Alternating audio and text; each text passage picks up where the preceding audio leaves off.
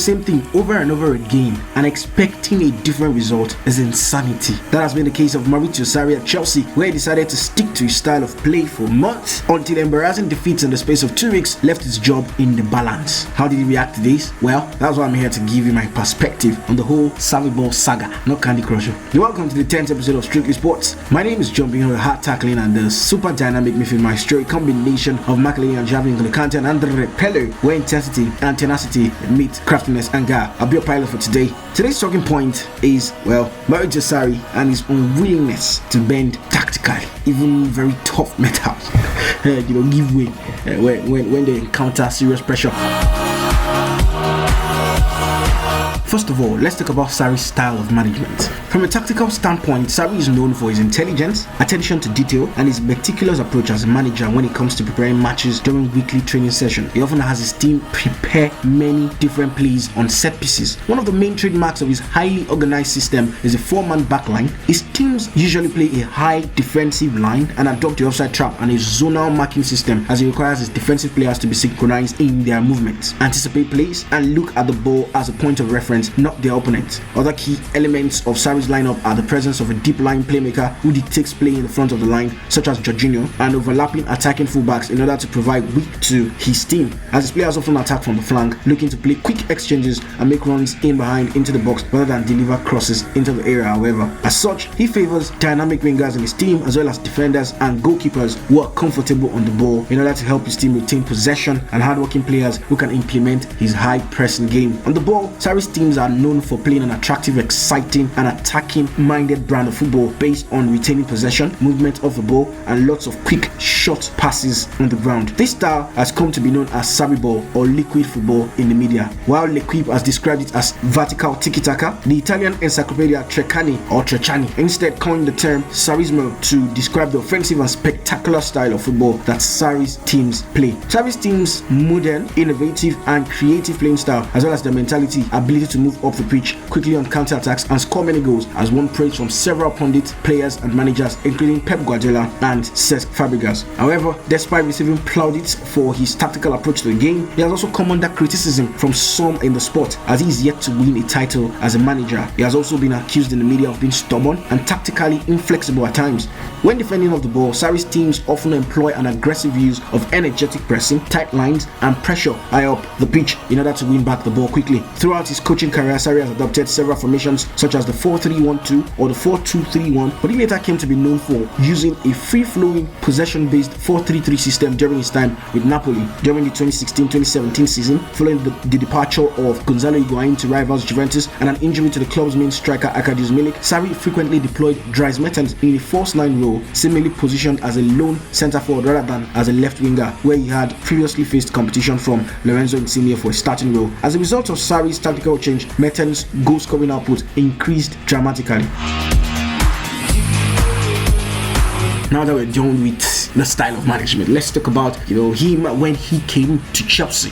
On the 14th of July 2018, Sarri was appointed manager of Chelsea. He replaced Antonio Conte, who was sacked the day before. And in his first competitive game in charge on the 5th of August, the team lost the Community Shield 2-0 to Manchester City at Wembley Stadium. But then there were excuses on the fact that some of the World Cup players, like Eden Hazard and N'Golo Kante, weren't back yet. They hadn't gotten Mateo Kovacic then, and some of the players were not yet accustomed to his style of play just yet, and he said it was probably going to take a while for them to adapt, right? Okay, with his style at Chelsea and all, the thing about football in England is when you come to England there's usually this problem or this issue you encounter, because teams would study your approach and it just takes a matter of time before they figure you out. If you're not tactically flexible as a manager in England, you will have a problem, because when teams begin to understand your style of play, you have to switch and you have to change between formations, tactics and also players just to surprise your opponent. But then Sarri started well, albeit there were lapses in the team, but the fans of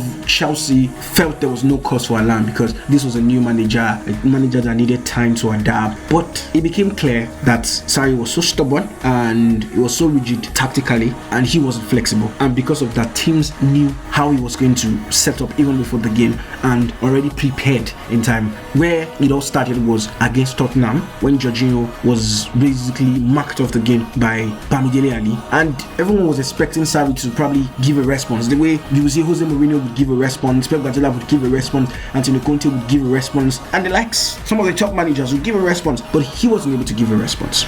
It became a problem. It became a cause for alarm, because now this was Sarri's real test tactically. Mauricio Pochettino gave him something to think about, and he wasn't able to reply. And a few weeks after that, Chelsea played against Manchester City in December, and Chelsea defeated Manchester City by 2-0, and it was more of, wow, Chelsea did well and all. But what people didn't notice was it wasn't really Sarriball on display that particular day. Chelsea were more rigid defensively, and also were lucky that Manchester City didn't take some of their chances in that game, and Chelsea took their chances. Chelsea also started losing games that they were supposed to win, games where they were on top for larger portions of the game in terms of possession and all, but kept doing the same sideways passes and backward passes, and they weren't making progress. Then January came, Chelsea played against Bournemouth and lost by 4-0, even with the bulk of the possession, and then Chelsea fans were beginning to get angry, because that was the biggest loss for Chelsea since 1996.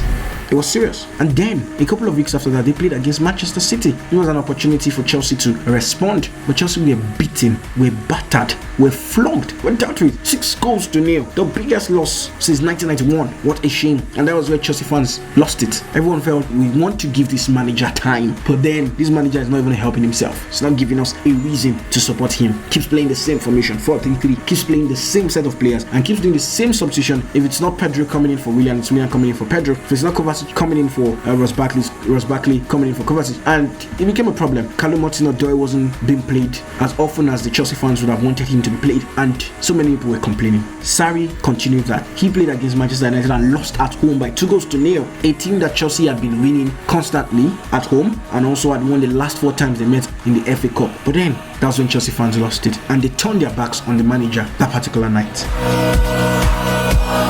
Now fast forward to the EFL Cup final against Manchester City. So many Chelsea fans were expecting that Sarri was going to be beaten and all, but he showed the fans that maybe, just maybe, he has finally listened to them, or he has finally seen that his style is not working right now. So it means he needs to have an alternative plan, an alternative approach to the game. And the team defended resolutely, like the Chelsea of old, kept a clean sheet for 120 minutes, even though the Kepa Arrizabalaga case overshadowed the performance of the players, and also, the tactical flexibility of the manager finally. And then the game against Tottenham Hotspur, which was on the 27th of February, Chelsea fans were still skeptical and thinking, this guy might just go ahead and play the same football again. But Chelsea players came out, played with hunger and all, and also defended resolutely yet again, which is 120 minutes of football against Manchester City plus 90 minutes of football against Tottenham Hotspur. And at the end of the day, no goals conceded. Chelsea stopped Tottenham from getting a shot on target. That's the first time that happened since 2013, and the first time under Maurizio Pochettino. So it means finally Sarri is beginning to learn from his mistakes, having had to go through a 4-0 humiliation by Bournemouth, a 6-0 battering by Manchester City, to learn. Let's see how long he keeps this up. Only time will tell. Or Roman Abramovich.